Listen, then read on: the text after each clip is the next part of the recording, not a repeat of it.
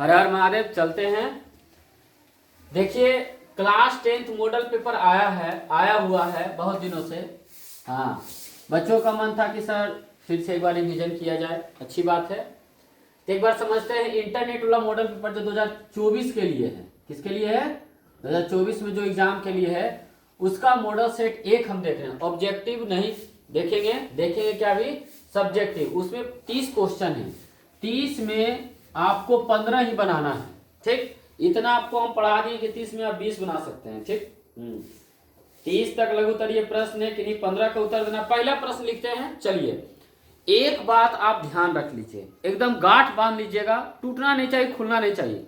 अगर आप देख लेते ये 10 समझ लीजिए कि अगर 10 गो मैं थी चाहे 15 गो हम बता देंगे।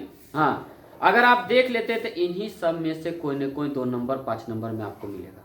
ये आपका रिवीजन है, 1 महीना का टाइम है। देख लीजिए मैथ में आपको 90 प्लस आ जाएगा यदि वीडियो पूरा बन गया। समझ है, 90 प्लस आ जाएगा। ठीक, चलते हैं। एक बहुपद देखिए लिखा हुआ है। ठीक, क्या लिखा हुआ है? 2x² minus 8x plus 6।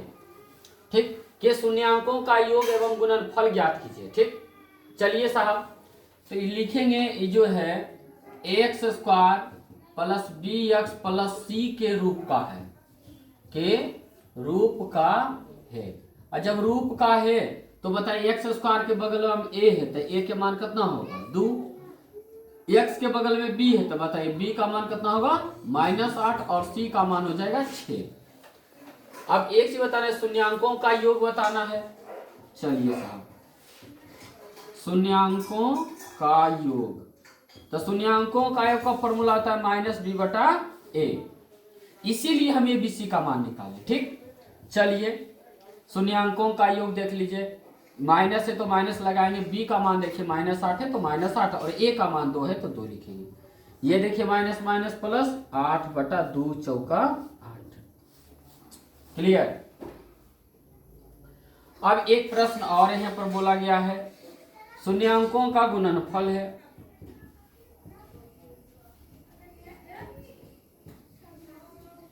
तो शून्यांकों का गुणनफल क्या होता है? फॉर्मूला याद रखिएगा c/a। यहां से भी फॉर्मूला पूछ सकता है कि शून्यांकों का फल क्या क्या होता है? -b/a। और गुणनफल पूछेगा तो क्या? c/a। चलिए, c का मान यहां से बताइए कितना है? 6 और a का मान मिलाइए 2 3 6।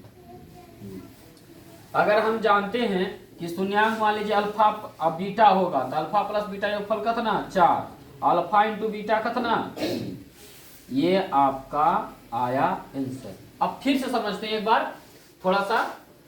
द्विघात बहुपद दिया है तो आप यहां पर लिख सकते हैं द्विघात बहुपद x² plus bx plus c के रूप का है। रूप का रहता है देखिए तो a बराबर 2, b बराबर -8 और c के वैल्यू 8। शून्यांकों का योग बोला था, यहाँ देखिए शून्यांकों का योग और गुणनफल। तो -b/a फॉर्मूला लगाएं 4 आया। शून्यांकों का गुणनफल c/a फॉर्मूला लगाएं 3 आया। और हम जानते हैं कि शून्यांक मतलब अल्फा बीटा। आप मान सकते हैं कि इस तरह से अल्फा प्लस बीटा का वैल्यू 4, अल्फा इंटू बीटा का वैल्यू 3। ये आपका पहला प्रश्न। ठीक, अब चलते हैं हम लोग दूसरे प्रश्न की ओर। चलिए, तो इसी सेट का मॉडल सेट 1 का हम लोग देख लेते हैं। Question number 2। प्रश्न पहले पढ़ लीजिए साहब, ऑब्जेक्टिव से सब्जेक्टिव में भी रहता है। बोला है द्विघात बहुपद है, इतना के शून्य ज्ञात करें। जब भी आपको कहता है शून्य ज्ञात करें, आप याद कीजिए सबसे पहले बताए थे क्या? जो संख्या लिखा है लिख लो बराबर कौची। शून्य कहने का मतलब x का मान निकालिए। शून्य कहे, मूल कहे या फिर कहे x, ये तीनों कहेगा तो बनाएंगे यही मेथड से, यही नियम से, ऐसे ही बनेगा। चलिए 4x² बराबर -3 तो +3। हमको x² है, ये देखिए 4 कुछ नहीं तो गुना में, कहाँ जाएगा? भागा। x का वैल्यू चाहिए, x² का नहीं चाहिए। क्या किसका चाहिए? x का वैल्यू। स्क्वायर उधर जाता है, आप जानते हैं कि बनता है रूट। और एक साथ साइन लगाइएगा प्लस माइनस का। ऐसा क्यों लगाते हैं? क्योंकि द्विघात बहुपद है और द्विघात बहुपद में शून्यकों की संख्या हमेशा कितना होता है? 2 होता है। कितना होता है? 2 होता है। तो x बराबर देखिए प्लस माइनस 3 का तो नहीं होगा तो √3 और 4 का कितना? 2। और आप अच्छा से लिखना चाहते हैं तो x बराबर एक बार प्लस के साथ √3/2, एक बार माइनस के साथ √3/2। ये आपका आ गया आंसर। चलिए फिर से एक बार समझते हैं। जब भी कोई द्विघात बहुपद दिया रहेगा, शून्य ज्ञात करना है, शून्य कहे, मूल कहे या फिर एक्स का मान कहे, तीनों एक ही चीज है। पूछने का तरीका हो सकता है एक बाद ई लिख देगा, एक बाद ई लिख देगा। तो जो लिखा हो उसके बराबर क्या करेंगे, 0 -3 तो +3, 4 गुना भागा मिले, स्क्वायर ऊपर जाता है हुआ तो होता है रूट, और रूट के साथ आएगा प्लस माइनस का साइन, प्लस माइनस रूट 3 का वर्गमूल होता है तो रूट 3 रह गया, और 4 का वर्गमूल होता है 2, प्लस के अलग कर दिए, माइनस के लिए थोड़ा सा सुंदर लगेगा देखने में। ठीक, चलिए ये देखिए दो गो प्रश्न है, यहाँ लिखा है हल, x बराबर 1 y बराबर 2 हो तो a और b का मान का जो एनसीईआरटी में नहीं दिखाया जाता है। ये है कौन, तो कुछ कुछ क्या करता है, कुछ 8वां वाला ही है और कुछ 9वां वाला है, और दोनों मिला के दे दिया 10वां में। लो नहीं पढ़ो 9वां, नहीं पढ़ो 8वां। हाँ कैसे बनेगा से चलो चलते हैं। पहले तो हल लिखना है प्रेम से एकदम, 3x + a y बराबर कितना 1। यहाँ पर क्या बोला कि x बराबर 1 और y बराबर 2 पुट करना है। हमको a b का मान पूछा है। ठीक, 3 है तो 3 लिखेंगे, x बगल में है तो 1 लिखेंगे, प्लस a है तो y का वैल्यू 2 है तो 2 लिखेंगे, बराबर 1 हुआ। 3 गुना 1 3 है, प्लस 2 गुना 1 2 है, बराबर 1। हमको चाहिए a, तो ये 3 को पहले उधर ले जाएंगे, तो 1 - 3 2a बराबर, बताइए 1 में 3 घटेगा, नहीं घटेगा तो इतना तो सब जानता है, उल्टा घटाएंगे लगाएंगे कुछ माइनस, तो -2 हुआ, 2 1 2, तो a का वैल्यू कितना, चलिए साहब a का मान मिल गया। अब b का निकालते हैं, दूसरा समीकरण से चलेंगे। ठीक, bx - 2y बराबर 3, और सुपर बनाना है तो इसको समीकरण 1 कर लीजिए, इसको समीकरण 2 कर लीजिए। चलिए x का वैल्यू फिर रखना है 1, y का वैल्यू रखना है 2। चलिए 1 रखिएगा तब b गुना 1 - 2 इंटू y का वैल्यू 2, तो रखेंगे 2 बराबर 3। b गुना 1 b हुआ, 2 दूनी 4 हुआ, बराबर 3। हमको b का मान चाहिए, -4 को उधर ले जाइएगा तो +4, तो b का वैल्यू कितना आ गया 7। a का वैल्यू -1 और b का वैल्यू 7। फिर से एक बार समझते हैं। देखिए प्रश्न ये सब हुआ छोटा मोटा प्रश्न है, बहुत बड़ा नहीं है। कोई बच्चा यदि 8वां से पढ़ के अच्छा से आया तो उसको आ जाएगा। बोला है 3x + a y बराबर 1, यहाँ से आपको a का मान मिलेगा और यहाँ से आपको b का मान। जब भी मैथ बनाते हैं एक बार बनीला के बाद फिर से उसको देखिए, हाँ तो लंबे समय तक याद रहता है। ठीक, अब हम बना लिए, आप देखिए नहीं आंसर आगे छोड़ दिए तो कहीं ना कहीं जाकर के आप भूल जाइएगा। उससे बेहतर है क्या करना है, एक बार प्रश्न को देखिए, a का मान पूछा और b का मान पूछा, यहाँ x y का मान रखेंगे तो a को देखो चर राशि है, चर राशि उसका मान मिलेगा, यहाँ x y का मान रखेंगे b का मिलेगा, वही कहानी की है। चले इसे 3x + a y बराबर 1 है, x का वैल्यू 1 था, यहाँ कहाँ से आए, देखिए यहाँ पर देल है पहले से, मम्मी थैला पहले से दलखी नहीं कि बेटा कुछ सामान होगा तो इसमें रखना, दिक्कत होगा तो थैले का यूज करना, दिक्कत हुआ थैला आ जाए। देखो x बराबर 1 y बराबर 2, 1 रखें, y की जगह पर 2 रखें, 3 गुना 1 3, 2 गुना 1 2 है, बराबर 1। 2 a का वैल्यू 1 में से देखो 3 घटा, घट के कट के -1। उसी तरह से इसमें चले, इसमें भी x बराबर 1 y बराबर 2 रखेंगे, कहिएगा यहाँ भी रखें यहाँ भी रखें, आपको जितना समीकरण देगा उतना बार रखिए, उससे कोई दिक्कत नहीं है। ठीक, हाँ तो x का वैल्यू 1 y का वैल्यू 2, चलिए 1 रखें, y का 2 × 2 बराबर कितना 3, 2 दूनी 4, 2 कितना 7। अब एक जगह क्या करना है, a बराबर 1 माइनस b बराबर कितना -7 लिख करके सुंदर से आंसर दे देंगे। क्लियर, चलिए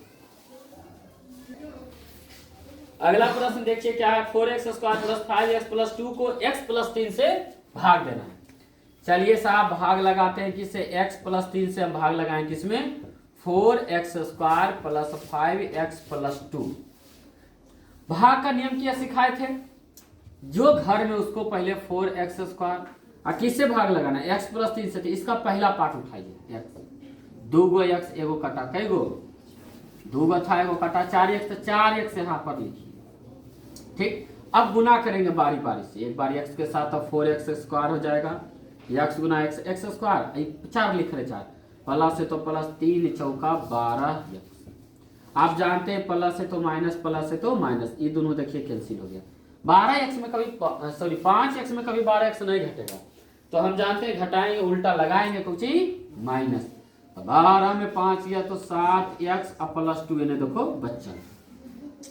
फिर वही काम करेंगे, भाग लगाने के लिए सबसे पहला पार्ट इसको पकड़ेंगे, अब भाग किसे लगाएंगे, x से। देखिए x कटा माइनस, तो जो आया उसको रख दो, भाग के नियम कहता है। क्लियर? तो अब क्या किया जाए, चलिए गुना करते हैं। प्लस माइनस माइनस x गुना 7 7x, अब प्लस माइनस माइनस 3 सते 21। ये देखिए माइनस से प्लस, ये देखिए माइनस से प्लस, ये दोनों हो जाएगा कैंसिल। तो कैंसिल हो गया, 2 21 कितना हुआ 23। बोले थे भाग देने के लिए, ठीक, तो हमने क्या किया, भाग लगा दिया। ठीक, तो भागफल लिख लेंगे। बच्चा क्या करता है, इतना बना के छोड़ देता है, आपका नंबर कट जाएगा। भागफल बताइए कितना है, 4x माइनस 7, और शेषफल भी लिखिए, तो वर्तुहार घूर के चला जाएगा। शेषफल कितना हो गया, कोई भी वर्तुहार कहता है भाग लगाओ। भाग लगाने के बाद क्या करता है बच्चा, बना दिया, कॉपी दे दी, तो बड़ी आसान है। नहीं, वो सिर्फ ये चेक करना चाहते हैं कि भाग लगा वो बना रहा है तो उसके पास कितना दिमाग है, क्या लिखता है, भागफल शेषफल लिखता है कि नहीं लिखता है। बना के छोड़ देते हैं, ये गलत है, अधूरा है, गलत नहीं है, समझिए कि अधूरा है। ठीक, तो यहाँ तक क्लियर हो गया। चलिए एक बार और समझते हैं भागफल वाला कहानी। ठीक, जब भी कहे भाग लगाने के लिए इधर रखेंगे, भाग वाला यहाँ देखो। पहला कंडीशन हम लोग क्या करेंगे, जो इस घर के अंतर्गत पहला व्यक्ति है उसको उठाएंगे, यहाँ रखेंगे। किससे भाग लगा रहे हैं, तो x वाला 3 जब प्लस में आ जाता है उसको छोड़ देना है। जो सबसे आगे, इसका सबसे आगे वाला पार्ट, इसका सबसे अगला, इसको ऊपर इसको नीचे, x x कटा 4x, 4x को यहाँ रखेंगे। x गुना 4x 4x स्क्वायर प्लस, तो प्लस क्या 3 4 तिया 12, x से तो ये क्लियर। अब देखिए माइनस किए, ये दोनों तो कटा, ये बचा प्लस माइनस होगा माइनस, 12 में से 5 या 7, प्लस हो गया 2। ठीक, अब यहां देखिए क्या लिखा हुआ है, माइनस 7x, अब इसमें भाग लगाना है, तो माइनस 7x नीचे क्या आएगा, x, x कटा माइनस 7 माइनस 7, x गुना माइनस 7 कीजिएगा तो माइनस 7x देखिए लिखे। फिर देखिए प्लस और माइनस 7 कीजिएगा, प्लस 3 और माइनस 7 कीजिएगा, तो प्लस माइनस तो माइनस, और 3 सते 21। ये देखिए माइनस के कारण प्लस, ये माइनस के कारण प्लस, ये दोनों कटा, 21 2 23। ये आपका हो गया भागफल और ये आपका हो गया शेषफल। क्लियर है? चलिए यही पूछा था आपसे। चलिए 4 से आगे बढ़ते हैं 5 की ओर। देखिए सब देखिएगा, जितना मॉडल पेपर है सब में मिलेगा, क्वेश्चन बैंक में मिलेगा। बोला क्या भाई साहब कि यूक्लिड विभाजन एल्गोरिथम का प्रयोग करके 135 और 225 का मौसम ज्ञात करें। कौन सा विधि द्वारा बोले भाई साहब, यूक्लिड विभाजन एल्गोरिथम, याद रखिएगा, यूक्लिड विभाजन एल्गोरिथम से।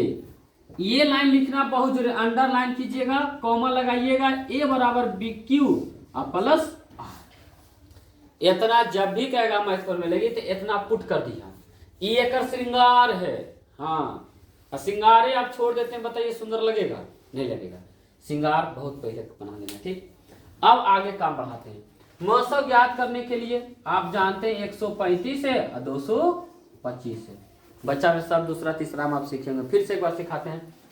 चलिए भाई 135 का पहाड़ा पड़िएगा तो 135 का 2 मरते, 1 मरते तो 135, 2 मरते आता है 270, ज्यादा हो गया, 1 मरते 135, 5 में 5 गया 0, और आपका ये हो गया 12 में से 3 गया 9, और ये कट 90 आया, 135 उतर के आएगा, 90 से 1 मरते 90, ये बचा 45, फिर 90 उतरेगा, 2 मरते आ गया 90, ये कट गया।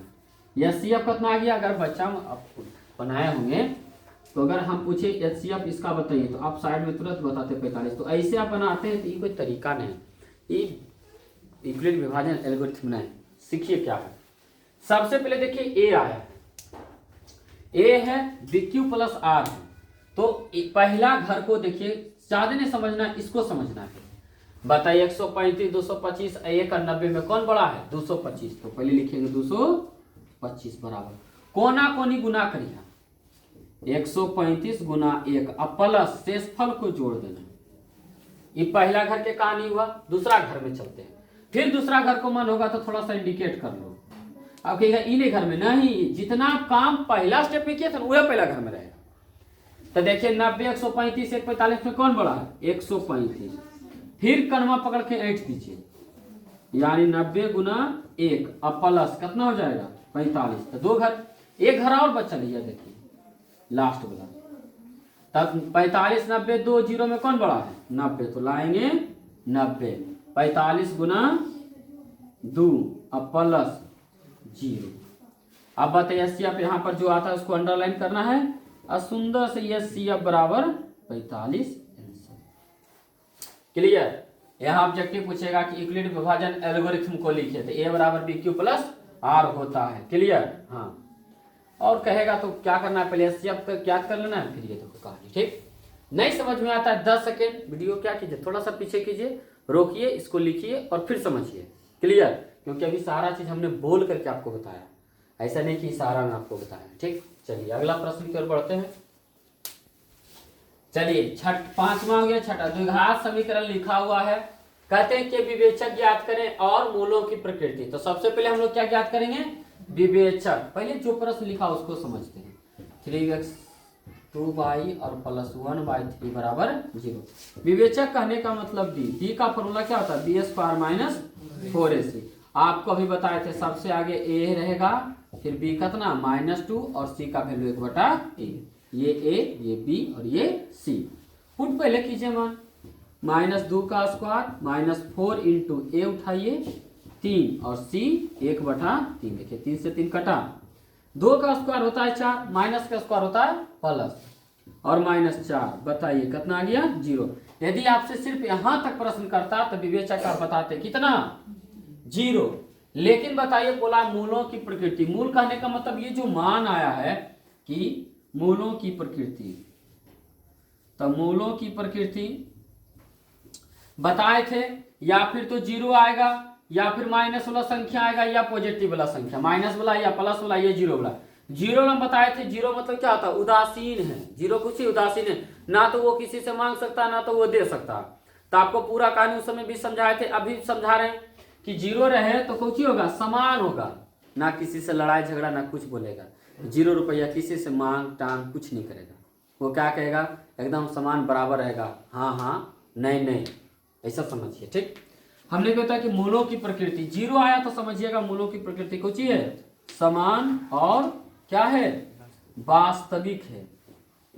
चलिए भाई साहब थोड़ा सा कहानी समझाइए देते हैं। कोई व्यक्ति के पास 0 रुपया है और कोई कर्जा में है और कोई किसी के पास है।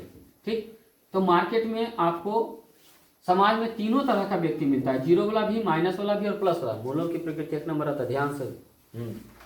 मान लीजिए कोई व्यक्ति 0 है, कहने का मतलब ना तो उसके पास कर्ज, ना तो वो किसी से पैसा मतलब कुछ दे दिया है, ना तो उसके पास कुछ वगैरह वगैरह कर्ज वगैरह है। ठीक, अगर वो समाज में कहेगा कि हम जाते हैं वो गाड़ी खरीदना है, तो समाज का व्यक्ति कहेगा हाँ भाई क्या नहीं खरीद सकता है, की दिक्कत है, क्यों, क्योंकि उसके बारे में निगेटिव नहीं है, तो कहेगा हाँ हाँ सही में खरीद सकता है। ठीक, यानी कुछ समान है और खरीद सकता है, मतलब वास्तव में आप सोच रहे हैं, लेकिन निगेटिव चलते हैं, माइनस में। कोई व्यक्ति समाज में कर्जखोर है, कर्जखोर समझते हैं कर्जा लेकर के बैठा है, कर्जा लेकर घी पी रहा है।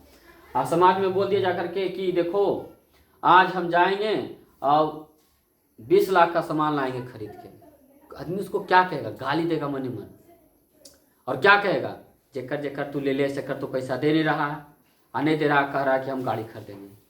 बताओ, उसके बारे में कल्पना नहीं कर सकता है, कल्पना किया कि हाँ 20 लाख के खरीद सकता है, नहीं, क्यों, क्योंकि वो ऋणी है। तो जब भी कोई संख्या जैसे मान लीजिए माइनस में आ जाता तो उसके मूल कौची होगा, काल्पनिक। वो सिर्फ कल्पना कर सकता है, खरीद नहीं सकता है, काल्पनिक होगा, क्या होगा, काल्पनिक। लेकिन प्लस वाला मान लीजिए 28 आ जाता है प्लस में, तो 28 प्लस में आ गया, प्लस में करने में तो कोई व्यक्ति अगर समाज में कहता नहीं जाते हैं 10 लाख हम गाड़ी खरीदेंगे, तो व्यक्ति सोचता कि हाँ प्लस में इसके पास पैसा कौड़ी खरीद सकता है, यानी वास्तव में। तो इसके मूल ऊंची होंगे वास्तविक। चलिए तो यहाँ पूछा था प्रश्न में आपको समझा दिया, डी आ गया 0, 0 का मतलब ऊंची समान और कैसा, वास्तविक। चलिए 7वां प्रश्न की ओर पढ़ते हैं। बोल रहे हैं इतना सबको जोड़ दीजिए। आपके पास एक है 2 है, प्लस 5 7, 5 12, 5 17 और 5 जोड़ते जाइए 122 तक लिखिए, अब पूरा जोड़िए। पहला कंडीशन। दूसरा कंडीशन अपनाएंगे नहीं, वो नियम अपनाएंगे नहीं। बोला योगफल करे लगी, जोड़ के देखिए पी फॉर्मूला बताएं, SN बराबर n/2 2a plus n-1 into D. Yes बताइए कई गो पद लिखल है, कहिएगा 122, गलत सोचना है। बहुत सारा बच्चा सोचता है 122 वो अंतिम में 122 है, तो 122 नहीं है, आपको पहले यहाँ निकालना पड़ेगा। तो हम कुछ पहले लिख लेते हैं। बताइए ए का मान कितना है 2, क्योंकि हमको ए का जरूरत है, डी का भी जरूरत है। और डी का मान बताए थे बाद वाला में पहला घटा लो, 7 में कितना घटा लेंगे 2, कितना आ गया 5। ये देखो लिखा है अंतिमा पद को हम लोग लिखते हैं ए एन बराबर कितना 122। इस तीनों में फॉर्मूला ए एन का होता है, तो ए एन का फॉर्मूला देखो हमने लगा लिया।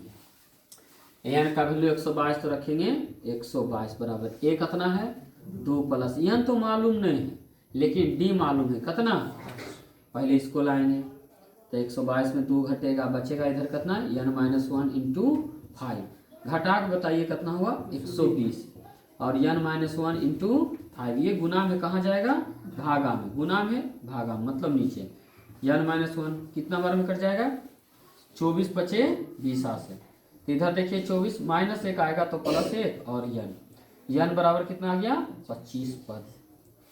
पहला प्रश्न समझिए, पनादंत कुछ और है, कहता है कि यदि 2 plus 7 plus 12 plus dot dot 122 में कुल कितने पद हैं, और कुल कितना पद होगा 25, ठीक, यानी कि पूरा 125 पद के हमरा जोड़ना है। तो यहाँ तक तो लिखें, n का वैल्यू आगे देखिए 25, तो 25 बटा 2 रखें, यहाँ देखिए है 2 इंटू ए का मान उठाइए 2 रखा हुआ है, n का मान हो गया 25 माइनस 1 और d का वैल्यू हो गया 5। बस ये देखिए 25 का लिखेंगे 25 बटा 2 है, कटेगा तो है नहीं 2 दूनी 4 और प्लस 25 में घटा 24 गुना 5, 25 बटा 2 प्लस 24 बचे 120, ये देखिए 25 बटा 2, अब ब्रैकेट हटेगा क्या आएगा गुना, और जोड़िएगा तो कितना आएगा 102 से काटिए 25 गुना 62, 25 गुना 50 के शून्य बाकी बचा 5 और 25 छक्का 150 और 5 155, यानी आपका आ गया S25 इजिकल टू 1550, ये आपका आ गया आंसर। चलिए मिलाइए, देखिए समझिए, पहले अगर डायरेक्ट पूछता, अगर पद देल रहता कि 22 पद 25 पद 50 पद तो डायरेक्ट फॉर्मूला लगाते हैं, लेकिन यहाँ पर क्या किया कंडीशन दिया था पद यानी तो निकालना पड़ेगा आपको, ठीक, तो वो निकलता है किससे ए एन से, ठीक, धीरे धीरे समझिए, आप लोग का पढ़ा हुआ है, देखिएगा एक बार रिवीजन हो रहा है। चलिए आगे बढ़ते हैं। 8वां नंबर प्रश्न है, एनसीईआरटी वगैरह का है नहीं, कोई दिक्कत नहीं है, त्रिकोणमिति का है। चलते हैं एलएचएस से, जो प्रश्न पहले लिखा हुआ है उसको पहले देखिए एलएचएस में लिख रहे हैं, ठीक, क्योंकि आरएचएस में कोई काम तो है नहीं, जितना काम है एलएचएस चलेंगे आरएचएस लाएंगे, सिद्ध हो जाएगा, प्रूफ द डेट लिखा हुआ है, ठीक, यहाँ देखिए लिखा हुआ sign square theta minus cos square theta, formula तो इसका होता नहीं है, एक काम करते देखिए एकदम शांति दिमाग से सोचिए, हाँ sign square theta minus cos square theta तो हम लिख लिए, इसको क्या करते हैं देखिए साइन स्क्वायर थीटा का स्क्वायर जरी कर लेते हैं और माइनस कॉस स्क्वायर थीटा का स्क्वायर कर लेते हैं। आप जानते हैं सर कि ए स्क्वायर माइनस बी स्क्वायर का formula A plus B into A minus B होता है, क्लियर। अब समझिए, यानी कि सर यहां समझिए ए स्क्वायर माइनस बी स्क्वायर एक बार दोनों के जोड़ देंगे, एक बार दोनों के घटा देंगे, तो एक पार्टी ये एक पार्टी ये, यानी कुल मिला के 2 पार्टी है और दोनों पार्टी को एक साथ जोड़ेंगे और एक साथ घटाएंगे। चलिए साहब जोड़ते हैं, देखिए ये तो जोड़ने का काम करते हैं, अब यदि घटाने का काम कर लेते हैं, एक बार जोड़े एक बार घटाए, नीचे जैसे लिखा उसे लिख देते हैं,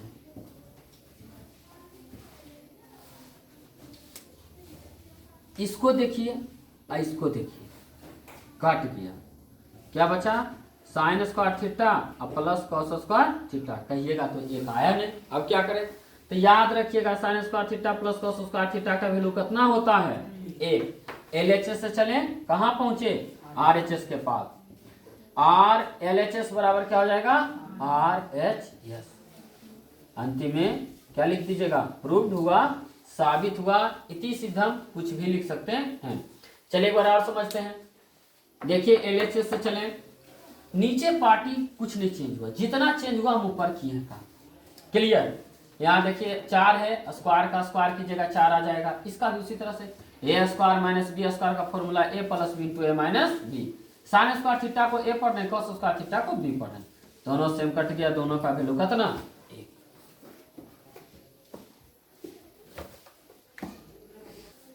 एक प्रश्न देखिए लिखा है कि त्रिभुज एबीसी है, ये देखिए त्रिभुज एबीसी बन गया। बोल रहे हैं त्रिभुज एबीसी नामकरण कर लेते हैं ए बी सी। यहां बोल रहे हैं डी समानांतर बीसी है, बीसी के समानांतर का, जो समानांतर कहने का मतलब वैसा रेखा जो इसके समानांतर हो। तो देखिए इसके समानांतर एगो रेखा लेते हैं, उसका नाम है डी और ई। कहता है ए डी 1.5, ए और डी देखिए यहाँ 1.5।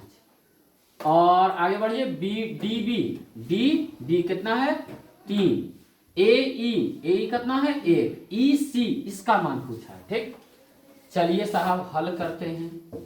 तो सबसे पहले लिखिए कि दिया गया है, क्या है, दिया गया है त्रिभुज ए बी सी में क्या है डीई समानांतर बीसी। देखिए लिखल है, वही लिख रहे हैं। ठीक, और जब कहता है कि ऐसा समानांतर होता है, त्रिभुज ए बी सी है, और जब दो भुजा एक दूसरे के समानांतर होता है तो वो जो अनुपात भुजा कट रहा है वो भी क्या होता है, समानुपाती होता है। नहीं समझा, कोई दिक्कत नहीं, एकड़ बटा ई लिखना, ए डी बटा डी बी।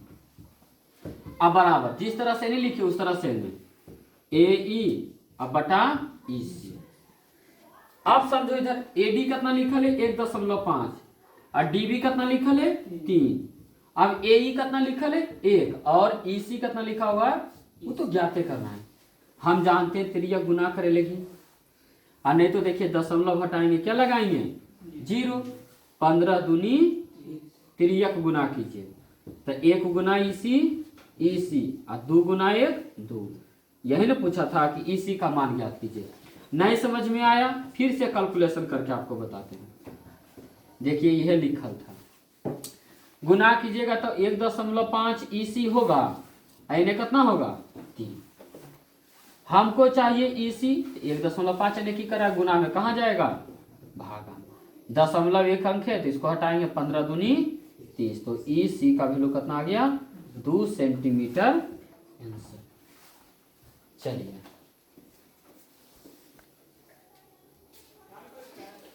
प्रश्न देखिए क्या लिखा हुआ है कि A1 बटा A2, B1 बटा B2 और C1 बटा C2 की तुलना करना है। और यहां पर समीकरण लिखा हुआ है कि बताइए ये जो समीकरण है वो संगत है कि असंगत। ठीक, दो को समीकरण लिखा हुआ है, समझिएगा ढंग से, थ्योरी सब बताया गया है। ठीक, हमको बताना है कि संगत है कि असंगत है। तो इसको निकालने के लिए पहले A1 बटे A2, B1 बटे B2 और C1 बटे C2 हमको देखना पड़ेगा। यदि तीनों बराबर हो गया तो कहेंगे संगत है, नहीं बराबर हुआ तो कहेंगे। चलो आगे देखते हैं। अब यहाँ देखिए x प्लस 2y प्लस 3 बराबर 0। अगर यहाँ से पूछे A1 तो आप कहिएगा 1 और B1 तो 2 और C1 कितना 3। दूसरा समीकरण चलते हैं, 3x प्लस 6y प्लस 9 बराबर 0। तो A1 हो गया A2 बताइए कितना 3 और B2 6 और C2 9। A1 बटे A2 तो A1 1 है और A2 3 है। B1 बटे B2, B1 2 है और ये 6 है, कट के आ गया 1/3। और C1 बटे C2 ये 3 है और ये 9। इतना तो सर आगे समझ में।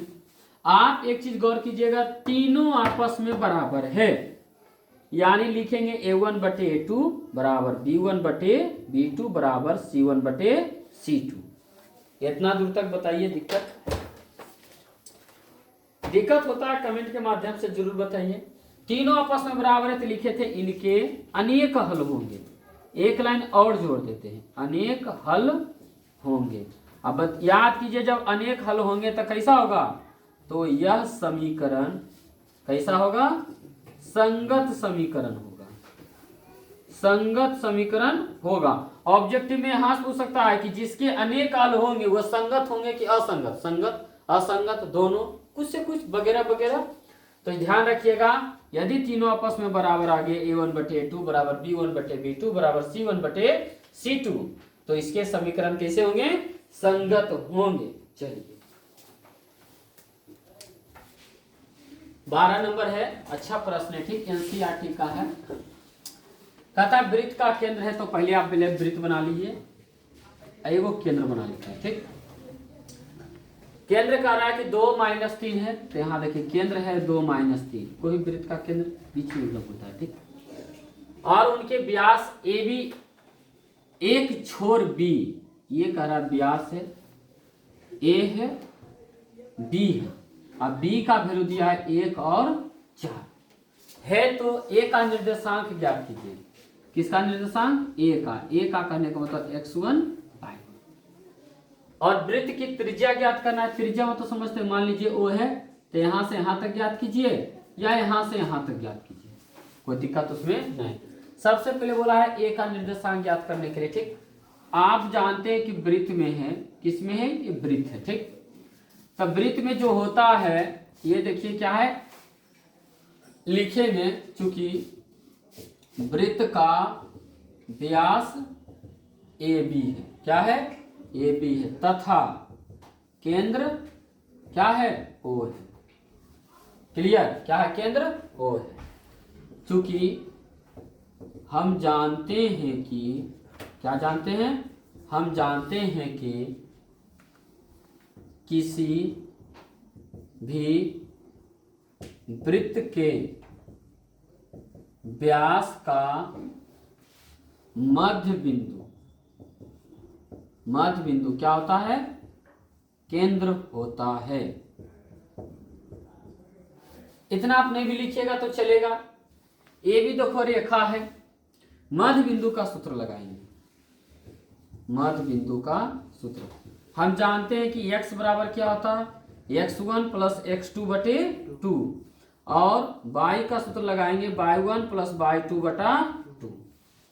अब देखिए कहने का मतलब x1 x2 y1 y2, ठीक। और ये क्या मान लिखा हुआ है? 2 और -3 x और y, o का नियामक, ठीक।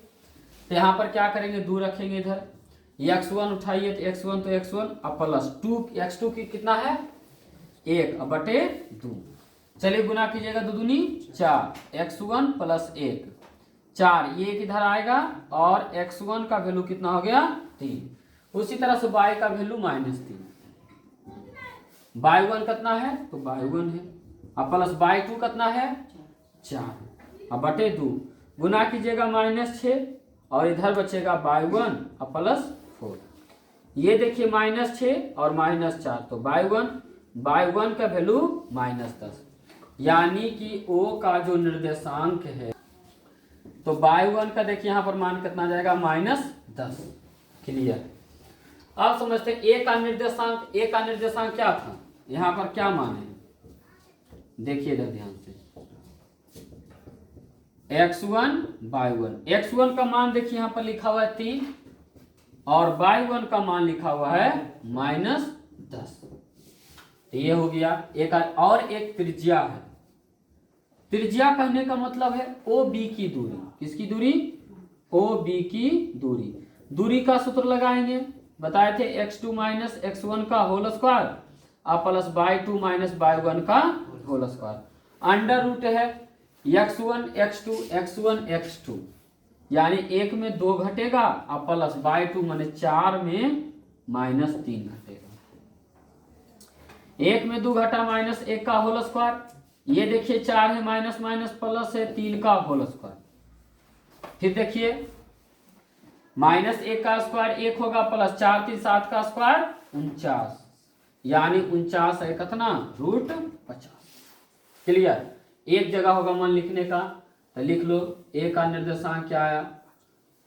-3 -10, और त्रिज्या पूछा गया था, तो त्रिज्या √50। ये आपका हो गया आंसर।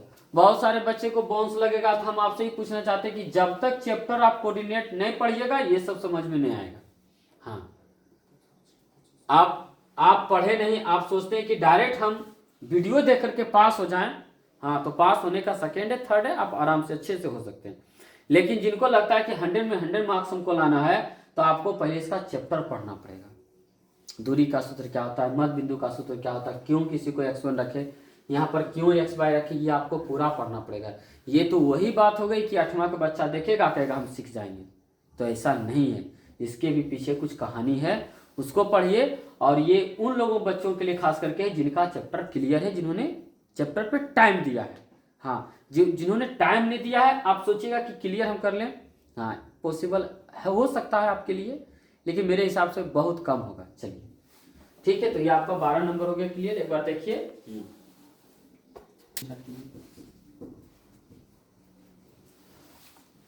क्लियर जी।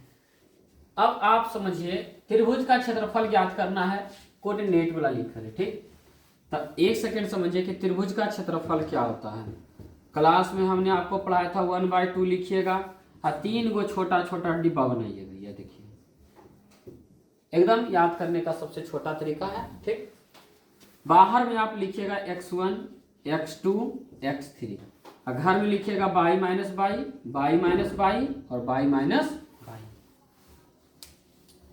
ठीक। यहाँ देखिए 1 लिखे तो 2 3 लिखेंगे, 2 है तो 3 लिखेंगे, 3 के बाद 4, लेकिन 4 नहीं लिखना है क्योंकि 3 गो नियामक ही रहता है, x1 x2 x3। तो 3 के बाद क्या हो जाएगा 1, 3 है तो आएगा 1 और 2, बाकी बीच में लगा दीजिए प्लस। ये आपका हो गया त्रिभुज का क्षेत्रफल, क्लियर। और मान लीजिए आपको परेशानी होता है तो आप क्या कीजिए, x1 x2 x3 और उसके बाद y1 y2 और y3। चलिए साहब, x1 का मान देखिए कितना लिखा हुआ है 3 -4 और 8, y1 का मान लिखा हुआ है 4 फिर 3 और फिर कितना 6। ये x1 x2 x3 y1 y2 y3 जिनका चैप्टर है क्लियर। हाँ, जिन्होंने पढ़ा नहीं है, आपको वीडियो में ये लिखा रहता है कि 30 मिनट के वीडियो में आपको कोई 60% प्लस है, 100 में 100 मार्क्स ला रहा है, बुड़बक बनावे के धरती पर और कोई व्यक्ति मिला नहीं, आप बनने लगी तैयार है। हाँ, वो सब नहीं होता है, बिना चैप्टर पढ़े कोई कैसे सिखा सकता है साहब। अब x1 x2 x3 तो वही बात हुआ कि हम छठा वाला के करें तुमको हम 10th पास करवा देंगे, और वो कई मिनट के वीडियो में, 30 मिनट के वीडियो में। ऐसा कोई पॉसिबल वाली बात नहीं है, जिनका पढ़ा हुआ है उनके लिए है, बार बार हम कर रहे हैं, ठीक। चलिए मान रख लेते हैं, x1 का मान उठाइए 3 है, y2 माइनस y3, y2 कितना है 3 माइनस y3 कितना है 6 plus x2 -4 y3 6 minus y1 4 plus x3 देखिए यहाँ लिखा हुआ है y1 4 माइनस y2 3। अब इसका देखिए, ये 3 है, ये ब्रैकेट हटेगा गुना आएगा, 3 में 6 घटेगा नहीं, उल्टा घटाएंगे लगाएंगे माइनस, प्लस माइनस -4। ये देखिए ब्रैकेट है, यहाँ से यहाँ तक हटेगा गुना, 6 में 4 गया 2, ये तो प्लस 8 लिखा हुआ, ब्रैकेट हटेगा आएगा गुना, 4 में 3 1, डिब्बा बंद। 1/2, ये देखिए 3 तिहाई 9, माइनस से छोड़िएगा मत, ये -4 दूनी 8 और ये 8, ये देखिए कट गया, आ गया -9/2। ध्यान दीजिएगा, कभी भी क्षेत्रफल माइनस में नहीं होता है तो क्या लगाइएगा मॉड, तो मॉड आपको बना देगा प्लस, और ये आपका हो गया मात्रक, यानी त्रिभुज का ये आपका हो गया क्षेत्रफल। और इस तरह से क्वेश्चन नंबर 13 भी आपका बता दिया। अगला प्रश्न देखिए, कह रहे हैं कि 2 गो बिंदु है, 2 गो बिंदु है, कुछ तो दूरी होगा, ठीक। और कह रहा है इसका कि मध्य बिंदु कहने का मतलब होता है x y। तो मध्य बिंदु का देखिए क्या सूत्र होता है, x बराबर क्या होगा x1 प्लस x2 बटे 2 और y बराबर होता है y1 प्लस y2 बटे 2। चलिए साहब, ये जो पहले आता है x1 है, ये x2 है, तो 4 + 2 करेंगे बटे 2, 4 2 6 बटे 2, कितना बचा 3। और y वाला में करते y1, तो 6 प्लस क्या हो जाएगा 4 बटे 2, 6 4 10 बटा 2 पचे 10। यानी रेखाखंड का मध्य बिंदु क्या आ गया, आपका मन होगा तो आप लिख सकते हैं, अतः रेखाखंड का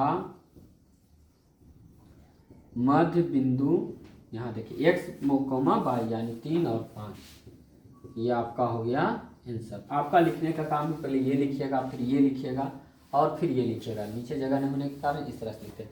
तो ये सब प्रश्न क्या होता है, ऑब्जेक्टिव में पूछता है, सूत्र भी पूछेगा, मध्य बिंदु का सूत्र क्या होता है, क्लियर। ऑब्जेक्टिव में पूछेगा, सब्जेक्टिव में 2 नंबर में पूछना है तो आप इस तरह से, और सजाने का मन होगा तो 4 6 इधर लिख लीजिए, 2 4 इधर लिख लीजिए, और यहाँ पर x y है, मान लीजिए रेखाखंड ए बी है, 2 नंबर यदि बढ़ाना है तो ऐसे पूछेगा नहीं, ये सब पूछता है ऑब्जेक्टिव में। तो ये आपका मध्य बिंदु का सूत्र हो गया और आपको निकाल के देता है। चलिए समझते हैं, कहता 8 सेंटीमीटर त्रिज्या वाले एक ठोस गोले से 1 सेंटीमीटर, समझते हैं 8 सेंटीमीटर त्रिज्या वाला एक ठोस गोला है, इसको कह रहे हैं कि एक छोटा सा गोली बनाना, 21 सेंटीमीटर में बनाते, कई गो बनेगा, क्लियर। आ जाइए, यहां लिखा है कि गोली बनाए जा सकते, यानी गोली की संख्या, गोली की संख्या। अच्छा बताइए, ये एक प्रकार का गोला है, कैसा गोला है, बड़े। तो इस तरह के प्रश्न, बड़े गोले का आयतन, उसको बांटना है केकरा में, छोटे गोले का आयतन, छोटे गोले का आयतन। अब आपको ध्यान रखना चाहिए कि बड़े गोले का आयतन क्या होता है, तो 4/3 पाई आर क्यू। यहां से प्रश्न पूछ सकता है कि यदि किसी गोले की त्रिज्या आर है तो उसका आयतन क्या होगा, तो 4/3 पाई आर क्यू। ये कहेगा अर्ध गोले का आयतन क्या होगा, तो 2/3 पाई आर क्यू। ठीक, तो बड़ा पूरा के पूरा गोला, अर्ध गोला तो यानी छोटे गोला, तो बड़ा रहे या छोटा रहे गोला, फॉर्मूला तो वही लगेगा, 4/3 पाई, यहाँ R1 कर लीजिए, यहाँ पर R2 का क्यू। ये देखिए कटेगा, ये भी कटेगा। अब यहाँ R त्रिज्या कितना बोला, बड़का गोला बोला 8 सेंटीमीटर, यहाँ लिखे देखिए 8 सेंटीमीटर, तो 8 का क्यूब हो जाएगा और नीचे 1 का क्यूब हो जाएगा, मिलाइए ना, R1 8 का क्यूब, ये इसका त्रिज्या होगा R कितना 1, तो 1 में तो आप कोई संख्या से भाग चलिए बना लेते हैं, 8 गुना 8 गुना 8, 1 का क्यूब का मतलब 1 गुना 1 गुना 1, 8 8 64 8 512 बटे 1, यानी 512 गोली इस तरह की बनाई जाएगी। यदि 8 सेंटीमीटर त्रिज्या रहेगा तो, उधर 1 सेंटीमीटर रहेगा तो।